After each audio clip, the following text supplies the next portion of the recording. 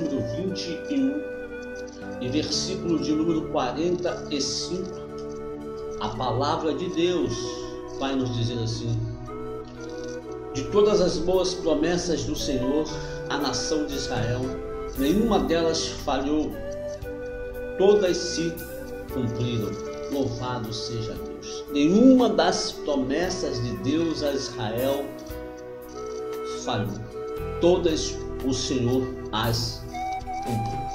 Meu amado irmão, minha amada irmã, a minha oração nesse momento é que o Espírito Santo de Deus, aquele que foi enviado, Consolador, aquele que é para estar conosco até a consumação dos séculos, aquele que está para nos ensinar, nos orientar, nos revelar Jesus, a minha oração é para que Ele revele a palavra ao seu coração, que Ele fale ao seu coração de uma forma tremenda, poderosa e profunda. Que a palavra de Deus possa penetrar no teu coração, dividindo juntas e medulas, discernindo pensamentos e sentimentos do teu coração, e possa produzir o fruto, aleluia, agradável ao Senhor.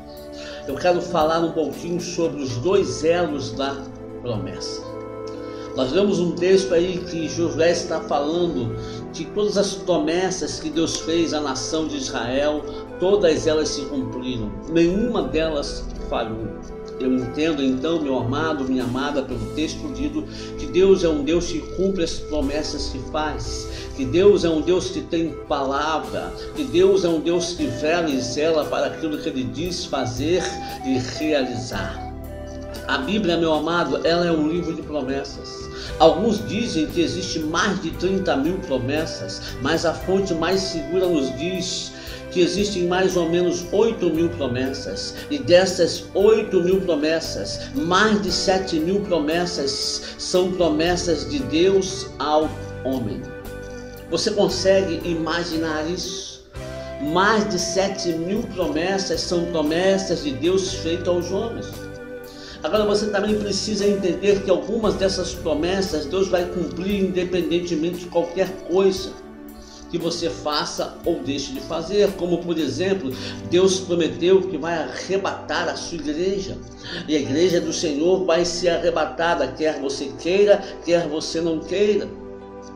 O Senhor disse que colocaria Israel numa terra que manava leite e mel, livraria eles do Egito, conduzia eles até a terra prometida, e Deus fez com que Israel entrasse na terra prometida. O povo que saiu do Egito com mais de 20 anos não entrou na terra prometida, ficou no meio do caminho, ficou no deserto por causa da sua desobediência, por causa do seu pecado, por causa da sua incredulidade. Então o povo que tinha menos de 20 cresceu no deserto e entrou na terra prometida, salvo Josué e Caleb. Ora, Israel entrou. Quem vai ser arrebatado, meu amado, não é uma denominação. Quem vai ser arrebatado não é um povo só, de uma igreja, de uma denominação. Não. Quem vai ser arrebatado é a igreja do Senhor, é a noiva do Cordeiro, a qual Ele está preparando. E o Espírito Santo de Deus irá levá-la até o noivo, assim como o servo de Abraão fez com a noiva para o seu filho Isaque. Agora você precisa entender que, porém, na maioria das promessas existem dois elos, dois lados que devem se unir, ligar-se para que a promessa se cumpra. Não que Deus não seja poderoso para fazer, sim, Deus é, só que a maioria das promessas elas são condicionais. Deus promete fazer algo na sua vida, mas é preciso que você tenha certas atitudes para que isso aconteça. Então, de um lado está Deus e sua promessa, do outro lado está você e suas atitudes. Esses dois elos, Deus e sua palavra, você e suas atitudes, devem se unir num paralelo comum, numa unidade, numa unicidade, para que então as promessas se cumpram. Vamos ver o primeiro elo dessas promessas, a primeira parte, o primeiro lado, que é Deus. É preciso, meu amado, levar em conta o que Deus é. É preciso, meu amado, levar em conta o que a Bíblia diz dele. Você precisa ter na mente que o Deus que te fez a promessa, que falou com você, não é um deusinho qualquer. Não é um Deus que você coloca num cordão e pendura no pescoço. Não é um Deus que está preso no crucifixo porque ele foi crucificado numa cruz, mas ele foi sepultado e ao terceiro dia ele ressuscitou. A sua tumba já está vazia, o seu túmulo está vazio, ele não está mais lá. A Bíblia diz que ele subiu e está sentado à destra do Pai, intercedendo por mim e por você. Diz a Bíblia, meu amado, que ele não é um Deus pequeno. Uma vez perguntaram a um garoto de 5 anos, quem é Deus para você? O garoto respondeu com muita sabedoria: ah, Deus para mim é tão grande, mas tão grande que cabe no mundo inteiro. Mas Deus também é tão pequeno, mas é tão pequeno que cabe no coração de cada um de nós. E ele falou com propriedade, com sabedoria e com revelação, porque Deus é tudo isso. Deus é onisciente, Deus é onipotente, Deus é onipresente. Você precisa entender que o Deus que te chamou, que o Deus que te fez uma promessa, que o Deus que liberou sobre a sua vida uma palavra. Oh, meu amado, minha amada, não é um Deus que está limitado às circunstâncias, não é um Deus que está limitado às situações, não é um Deus que está sendo acuado por Satanás e os seus anjos caídos, não é um Deus que passa sufoco, mas é um Deus que possui todo o poder, é um Deus que tem uma palavra que é poderosa, é um Deus que realiza impossíveis e impossibilidades. Oh, lá cantarabassuyondo, lá cantarabacalamanás. É essa mentalidade que você tem que ter no primeiro elo dessa promessa, que é Deus. Vejamos o que a Bíblia diz dele. Primeiro, a Bíblia me fala que esse Deus, o seu e o meu Deus, o Deus que nós aceitamos como nosso Senhor e Salvador, ele é um Deus poderoso. O Salmo 89, versículo 8 diz: o Senhor, ó Senhor Deus dos exércitos, quem é poderoso como tu? O salmista está expressando essa grandeza, falando: ó Deus, ele está admirado. Ó Deus dos exércitos, quem é poderoso como tu? Quem é? O presidente Barack Obama? Hein? O presidente Dilma, a presidente Dilma? Quem é poderoso como o Senhor? A ordem mundial? Quem é poderoso como o Senhor? Satanás? Quem é poderoso como o Senhor? Os ídolos? Quem é poderoso como o Senhor? Elvis? Quem é poderoso como o Senhor? Michael Jackson, os Beatles, o Rolling Stone? Quem é poderoso como o Senhor? Quem é poderoso? Não há ninguém poderoso como tu. No Salmo 93, versículo 4, a Bíblia diz: mas o Senhor nas alturas é mais poderoso do que o ruído das grandes águas e do que as grandes ondas do mar. Você já esteve diante de um mar revolto, um mar de ressaca, onde o vento estava soprando forte? Aqui no Rio nós temos algumas praias, amados, na região dos lagos, algumas praias que as ondas são altas, já em momentos tranquilos, no dia normais. Mas quando o mar fica de ressaca, ela alcança uma altura extraordinária, e o quebrar delas nas pedras faz um barulho que estremece o seu interior, que realmente dá medo. Mas o salmista está dizendo: o Senhor é mais poderoso do que o ruído das grandes águas.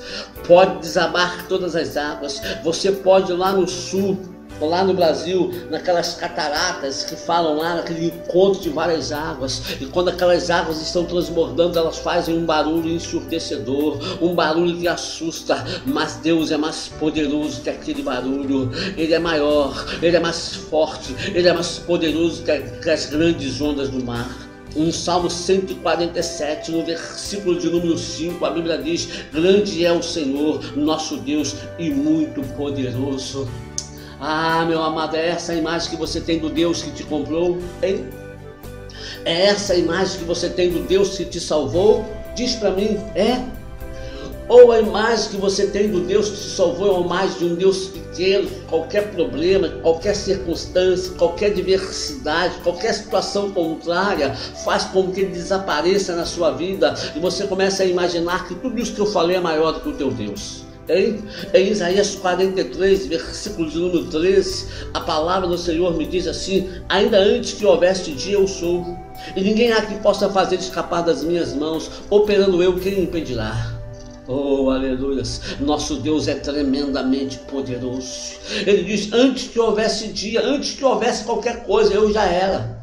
Eu já existia, eu já estava aqui. Ninguém pode fazer escapar das minhas mãos. Não pode o inferno, não pode o demônio, não pode o diabo, não pode os problemas, não pode as circunstâncias. Nada pode fazer escapar das minhas mãos, porque operando eu, quem impedirá? Nada, nem ninguém pode impedir o meu agir. Nada, nem ninguém pode impedir a minha realização. Então a Bíblia diz que esse Deus que te comprou, meu amado, na cruz do Calvário, de uma maneira tão singela, expressando tanto amor, Ele é tremendamente poderoso. A Bíblia também diz que Ele não mente. E se Ele te fez uma promessa, meu amado, Ele não mentiu. Pastor, mas tem tanto tempo, a promessa não se cumpriu ainda. Alguns homens na Bíblia esperaram 25 anos para que a promessa se cumprisse. O povo de Israel esperou 430 anos para poder ser livre do Egito, esperando a promessa se cumprir. Em Números capítulo 23, versículo de número 19, a Bíblia diz assim: Deus não é homem para que minta, nem filho do homem para que se arrependa. Porventura diria ele, não faria, ou falaria e não cumpriria? Amado, você tem que entender que Deus não é homem, que Deus não é homem como você e eu, que muda de opinião. Não deve ser assim, mas que muda de opinião conforme as circunstâncias e situações. Não. Você deve entender também que Deus não é político, que age de acordo com a situação para a sua reeleição. Deus já foi eleito, Deus poderoso, grande, tremendo e maravilhoso. Deus não mente, meu amado. Deus não é político, Deus não barganha. Ele não é homem, Ele é Deus, Ele é a verdade e faz parte, aleluia, da sua essência, a verdade. A essência do caráter de Deus é a verdade. Então o que Ele diz para você é verdade, e o que Ele diz que vai fazer, Ele vai fazer. Só que você tem que entender uma coisa: entre o dia que Ele libera uma palavra para você dizendo que vai fazer, até o dia de acontecer, no nosso plano terreno existe um espaço de tempo. No plano da eternidade já aconteceu, já está feito, já está realizado. Mas no plano, aleluia, do nosso terreno, que nós estamos envolvidos no tempo, na hora, nos minutos, nos anos, nos meses, nas semanas, existe um tempo chamado tempo de preparo.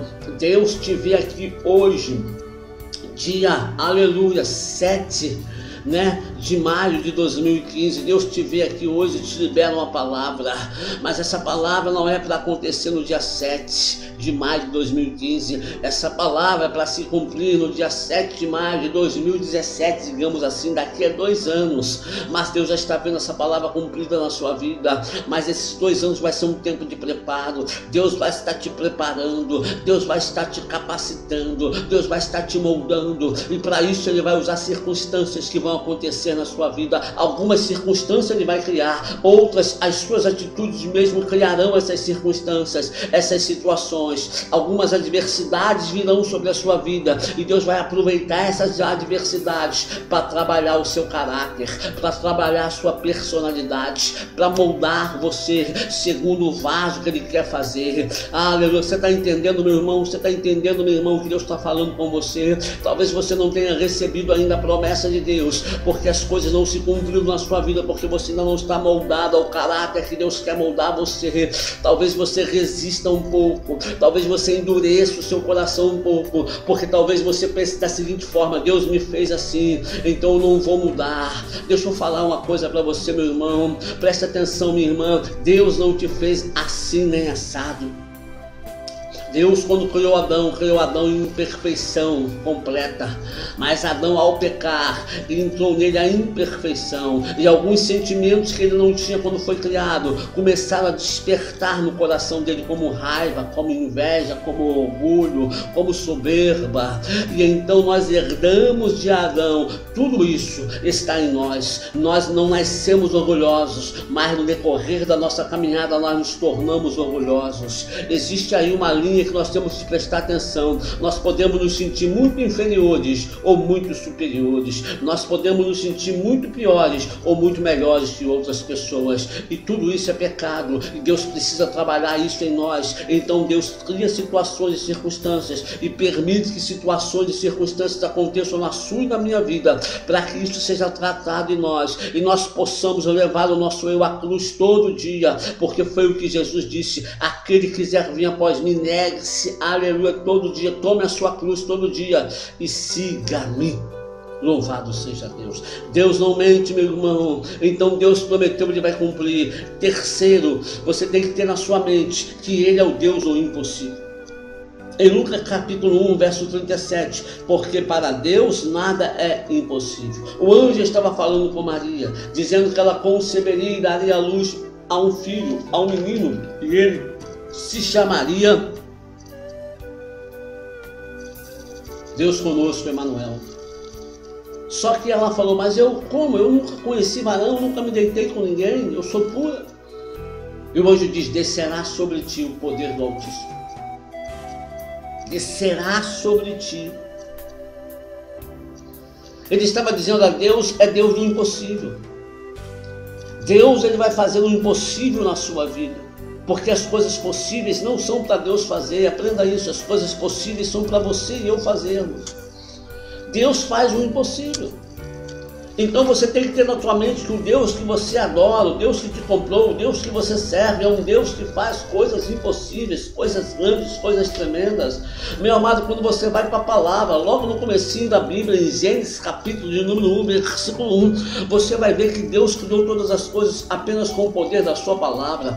Que palavra poderosa esse Deus tem. Ele disse: haja luz, e houve luz. Ele continuou dizendo: haja separação, e houve separação. Ele começou a falar: produz as terras, e a terra produziu. Ele começou só com o poder da palavra a dar forma àquilo que estava sem forma e vazia. Assim também é na sua vida. Deus libera a palavra sobre a sua vida e começa a botar em ordem a sua vida que estava desordenada, desorganizada, sem forma e vazia.